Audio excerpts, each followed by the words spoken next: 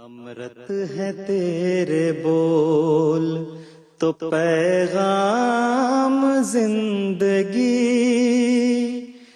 तेरे सिवा नहीं कोई आवाज वक्त की, तेरे सिवा नहीं कोई आवाज वक्त की। अफगानिस्तान में जहाद का ऐलान अमेरिका से हो रहा था। ये सऊदी अरब का ऐलान तो कुछ भी नहीं था, या पाकिस्तान का ऐलान।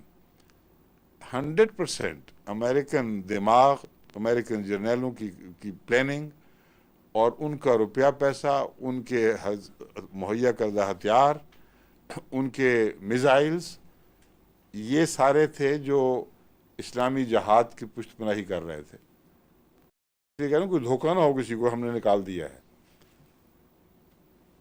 पुष्टपनाही कर रहे थे और अमेरिकी सेक्रेटरी ऑफ स्टेट से एक मौके पर, या डिफेंस का जो सेक्रेटरी है उससे सवाल हुआ कि आपको अभी वियतनाम से पूरा सबक नहीं मिला, आपने क्यों नोज पोकिंग शुरू की, अपना दखल अंदाजी बेजा मुदाखलत करनी शुरू कर दी है।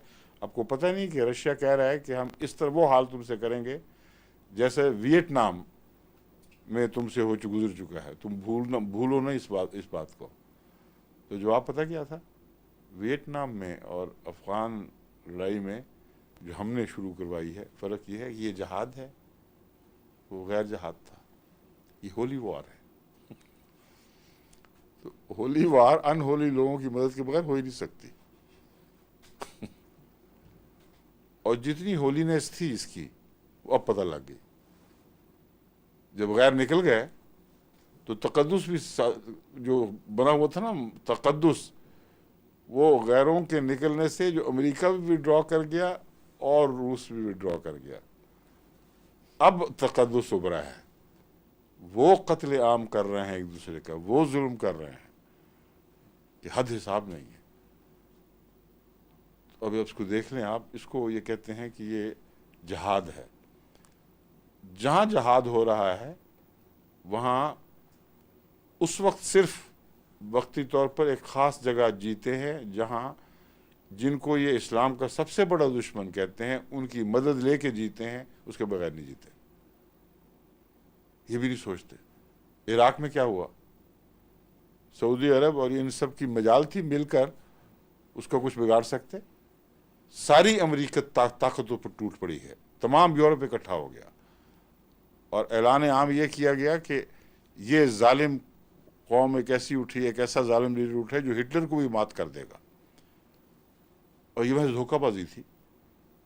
इतना ताकतवर हो चुका है कि हमें जब तक सारी दुनिया की इज्तिमाई ताकत इस्तेमाल न करें, इस पर गलबे की तौफीक नहीं मिल सकती। ये ऐलान थे इनके, और 10 मुसलमान मुल्कों को समेट कर इकट्ठा कर दिया।